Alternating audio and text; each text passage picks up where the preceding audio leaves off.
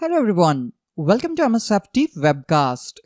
In this video, we are going to see the steps on how to create and set up a virtual machine with Oracle VM VirtualBox.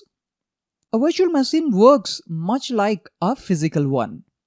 An OS and applications installed inside a VM think that they are running on a regular physical machine since emulated hardware is used for running VMs on VirtualBox. Virtual machines are isolated from each other and from the host operating system.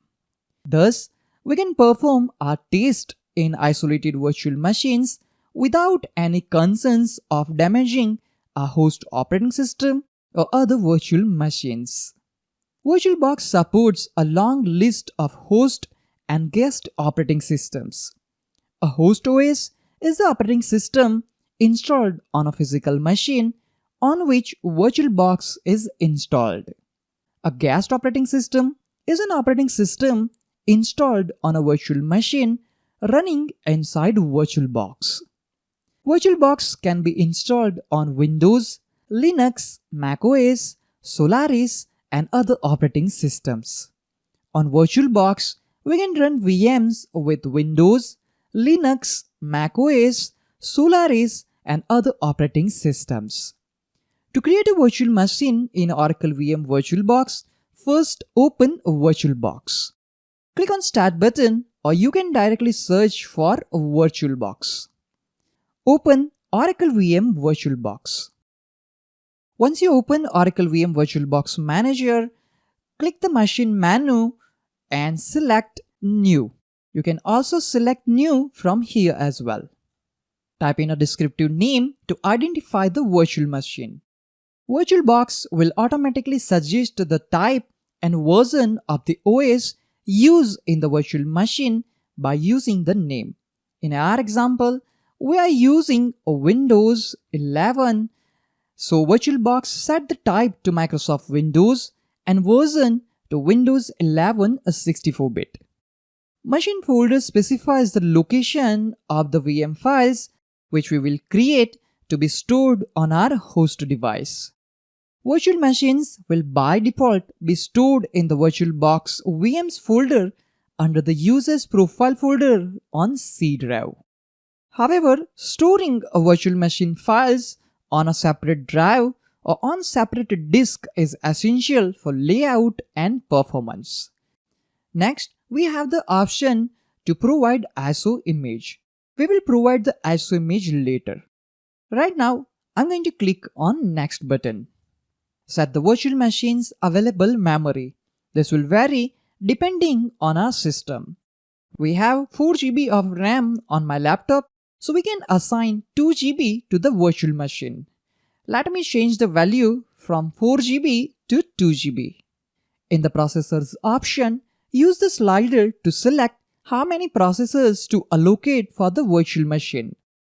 If you have a multi-core system, you can allocate multiple cores to the virtual machine. Here, we will select 2 CPU cores. To install OS on VM with UEFI mode, make sure that Enable EFI option is ticked, and that option is by default selected. Now, I'm going to click on Next to continue. On the virtual hard disk page, select Create a virtual hard disk now and specify the size of the virtual hard drive. The default 80 GB is suitable for installation and light applications, but the size will depend on the applications and files we want to store in the drive. At this moment, we are going with 80 GB. Here, you also have the option to assign 80 GB space right now, and for that you need to select the checkbox Pre-allocate a full size. By default, the virtual hard disk for VM will be dynamically allocated, but if you want to allocate a fixed drive, that time you need to select this checkbox. Click Next to continue. On summary page, we can see the options which we have selected. If you want to modify any options, then you can click Go Back and select those options as per your requirement. It's look fine for me, so I'm going to click on Finish. This will create a virtual machine in Oracle VM VirtualBox Manager. We have successfully created our first virtual machine in the Oracle VM VirtualBox. Now right-click on the newly created virtual machine and select Settings. So using Settings window, you can modify the existing settings of your virtual machine. On General, click on Advanced tab and configure the shared clipboard and drag and drop features as bidirectional. So let me select bidirectional for both shared clipboard and drag and drop. Shared clipboard feature allows the file transfer between the host computer and the virtual machine operating the copy and paste technique. Drag and drop enables us to transfer files between host computer and VM utilizing the drag and drop method. But to both features to work, we must install VirtualBox Guest Additions tool in Guest operating system. Now go to a System section. On the Motherboard tab, disable the floppy drive in the boot order section and set the optical drive to be the first order with the up arrow button. Let me select optical. So optical will be the first and we are not going to use floppy. So our boot order says optical disk will be first and then the hard drive. To add the ISO image of one of the Windows, Linux or Mac systems to your virtual machine, click on Storage. Click on Empty and then click on CD/DVD icon and choose a disk file from the Open option. Let me select Choose a disk file. On your host computer, find an ISO image file which you want to mount. Here, I'll select Windows 11 ISO image. Hit the Open button to proceed with the selection. After adding the ISO file to a virtual machine, check Settings from the Storage section. ISO image is successfully mounted. Click on Network. By default, one network adapter is enabled for each virtual machine, but the mode is NAT. So let's create a bridge adapter to our physical network connection. Let's select bridge adapter. Bridge adapter will directly connect a virtual machine to our local network. And suppose if you want to add second adapter, that time you just need to click on adapter 2 and select the checkbox to add another adapter to your virtual machine.